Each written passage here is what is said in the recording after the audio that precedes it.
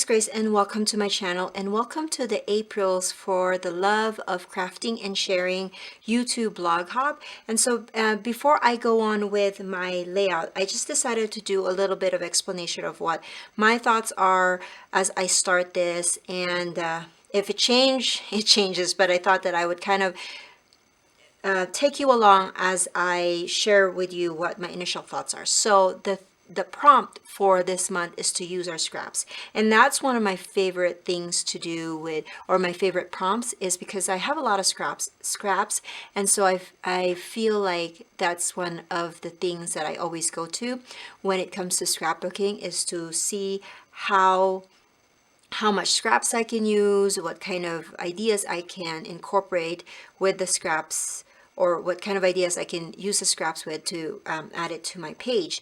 And so because I've done a lot of using my scraps into for my making my layouts, I decided that I would kind of go outside of my head, and so that's why I went through Pinterest and I found two that I thought I really liked, and I know that I'm sharing this on my phone.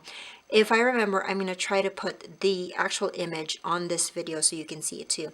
But there's this one right here where basically they just had circles and then they cut them in half so you have scallops all around it. Now, I love this idea, and I think it's fairly easy to mimic because you just circles, and I love how the colors too. It's very dainty. It's very spring colors. So I'm thinking of this, but on the flip side, you have this from Paige Evans, where it's just a bunch of flowers. And so I don't know yet what I'm going to use, whether it's this one or the flowers, but I'm really gravitating to this one.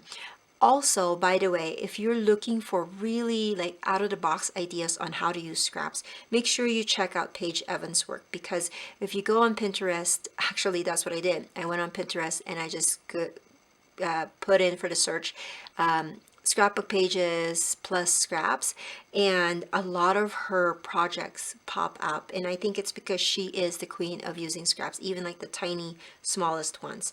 And so I highly recommend checking her out if you are looking for ideas on how to use your scraps or how to use paper scraps on your pages. So I really like this one, and it will lend itself for like my comfort zone, which is colorful. So we will see which ones I would do. I mean, I could do this one in a colorful tone as well, so that's why I kept that. So those are the two ideas that I have, and I'm just going to show you the photos that I have. So these are just kind of, not, I don't want to say leftover, but extra photos of my children, and these are kind of throughout the years. You see my little guy here as a baby, he's a little bigger there, and then this one. So I'm thinking of doing this. Now, if I do the flower, I'm going to put the flower right here, and so I don't know if I'll have enough room to do all three. As you know, if you've watched my videos before, you know I'm a multi-photo scrapper, so I really do want to stick with that. So we will see if I have to maybe just keep it on with 2 photos or actually get to put in 3. We will see. And of course, because the scraps will have a lot of colors in it, I am going to start with a card base that's a white, not card base, sorry. My layout base is white cardstock, and then I'm just going to give you a little peek of my latest scrapbook storage, and I have a detailed video of this coming up really soon in the Organize with Me series that I'm doing every month, but I'm just going to give you a little glimpse. So this is how I'm storing this right now. I'm not going to explain how I'm doing this because, again, I have this in another video, but these are all my scraps. And so if I am going to do, now, let me repeat that. With either if I'm doing the scallop or the flowers, I am going to be pulling it out from this stash right here. I'm not going to pull it out from any other paper sources or like full 12 by 12 papers in my stash, if that makes any sense. So again, that's kind of where my head is starting this layout, and I will show you, or I will talk you through my process as I go along in the next video. Okay, so now I'm back, and basically, I just went through some scraps and picked out some papers that I thought would be good for flowers, and I did cut that out with my Silhouette Cameo. I cut them out in different sizes because I knew that I was going to be layering. Now, initially, I said that I wanted to do a white cardstock, but I felt like the white cardstock was a little bit bland to start off with, and so I'm just using this pattern paper. I think this one's a Heidi swap if I'm not mistaken, and it's just a grid, and I like the other side too, but it's just a grid and it has some kind of splatters on the edges, so I thought that would be a cute pattern paper to use. And I did have a scrap of kind of black or cardstock that has black on one side, pink on another, and I just used that to cut some words from my silhouette for a project. And so I just decided that since I'm not going to be using that pad or cardstock for anything more or anything else, that I will use that as the background for this layout. So now I'm trimming my photos. I don't usually crop my photos, but I feel like with the flowers, with the intention or the design that I am thinking of, that it's best for me to trim the photos, especially the 4x6 ones. And so now I am just playing now. I'm going to be layering some flowers. I decided to go with the flowers because I feel like I can use more papers, more scraps from that. I did cut out some leaves as well, and I made sure that I use some green pattern paper for that, just so that it will look like a leaf. And I really had fun with this. I'm grateful that I tried somebody else's style because it's something new, it's something different from what I usually do. So the flowers, I have them in three different kind of styles. I have that skinny one, the long skinny one. I have one that's the round edges of the flower, and then I have one that's kind of tapered, but it's not totally round. So I just cut them again, like I said, in three different sizes, and then I'm just layering them on top of each other. I also was trying to make sure that not the two dis- so I cut them out in, I think, six different kinds of paper, and of course they're different sizes, and I made sure that they're not too close together. Like if you can see that pink kind of skinny long one, I made sure that they're layered. I was layering them, but they're not close together. I feel like that's a good way to kind of spread them apart. And so now I am also using some pattern paper for matting my photos. I was just kind of auditioning different kinds of papers just to see which one I like best. The orange one was good, the green one was good too, but I feel like this pink one was a good middle ground because it's not too strong or it's not too bold, but at the same time not too light. And I'm okay with the stars not showing. I just want the color of it. And so again, the pictures are just kind of random pictures, extra ones from previous years, and I just wanted to document the kids kind of together. I at this point I don't have an idea for title, but then them being together will help me to create a title, sorry.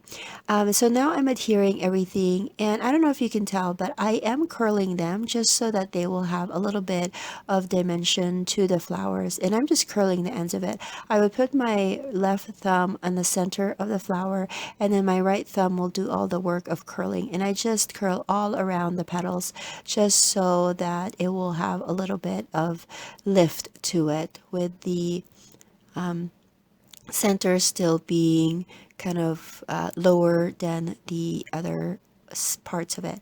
And I decided to add a little bit of fun foam to the center flowers just so that it will have an extra or an added lift to it. And I'm just kind of going through my flowers. I did cut a lot more than I needed, and that's totally fine because I can always use a flower here and there for layouts or for card making. So I'm just going to put that back in my stash and just, use that for when I need it.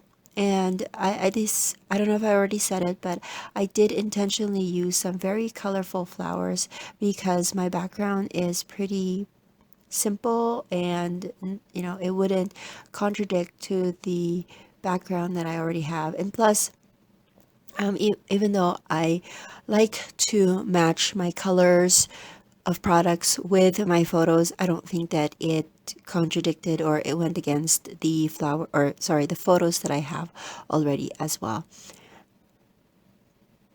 And I hope that you guys are liking these the videos that we share once a month. Again, if you're new to my channel or you're new to this series, Nicole and I started this a few years back. It has grown to just the two of us. Then it was like six of us last year. And so now we are, I believe we're now at 14 or 15. And basically, we're just a group of scrappers that wants to share. And we do this once a month. You get new layouts from us on the 20th of every month, and every month we have a specific theme. This month's theme is about scraps, and then I just realized that a little peek, but next month is about flowers, and I didn't really think about that or I didn't notice that that was what the theme is for May. And so now I have to rethink what I'm going to do, because I'm sure you guys don't want to see two flower layouts in a row from me. Or maybe you do. I don't know. But I will have to kind of be creative for next month and see what I can do with flowers other than what you've already seen from me this month. So I decided to add some fun foam to my photos so that it will have a little bit of dimension, and it will be raised against all of the flowers. That was another thing that I've noticed, that if you have a lot of this kind of design in the background, you need to make sure that the photos are still given some emphasis. And I did that here with matting them and also lifting them up with some fun foam. So now I like the flowers. I like the positioning of the layout.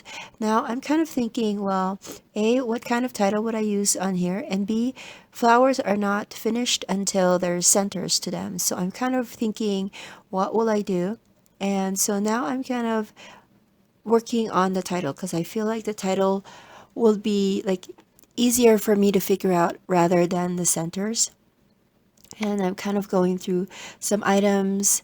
I can't really show them here on the table just because I don't have any more room on my table to like plop things out. So I'm going through my thickers and just trying to addition some items here.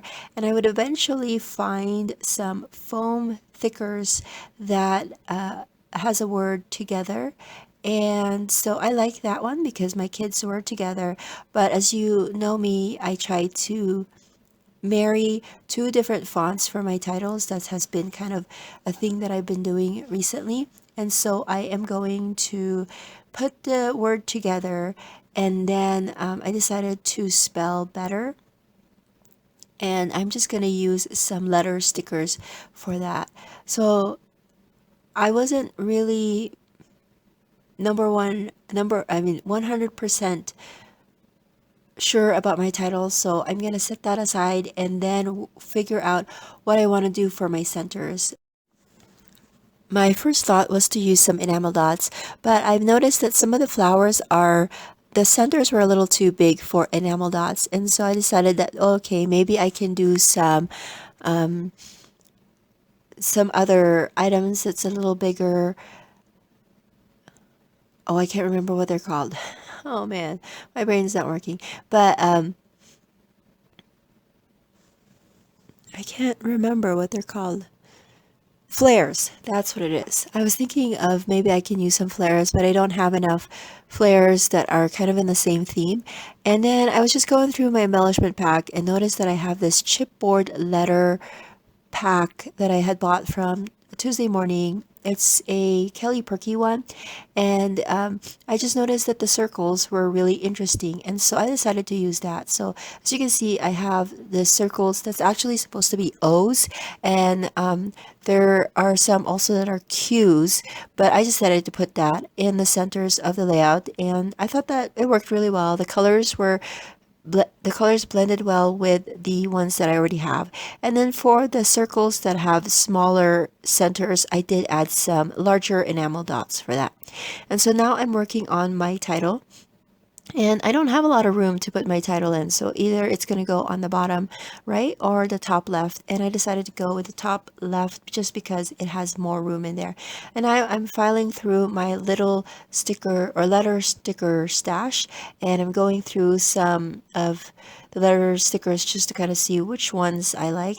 And then I eventually go with a pink one because my daughter has a pink shirt in one of the photos, and also there's a few pinks in my flower arrangement there. So I'm going to go with this one, and I'm just going to spell the word better. And I think that's gonna do it. I will add a few more embellishments here and there, but you won't see me type up my journaling. And basically, my journaling is just a quote about children. I didn't really do any kind of personal notes on this as far as journaling. I just feel like it's one of those layouts that will probably sit on my scrapbook table and just for me to kind of look at and appreciate and yeah, just kind of like it. So here are some of the close-ups of this layout. If you have any questions, make sure that you leave it in the comment section below. Please make sure that you check out the other ladies that are participating in the hop, and I will catch you guys another day. Bye!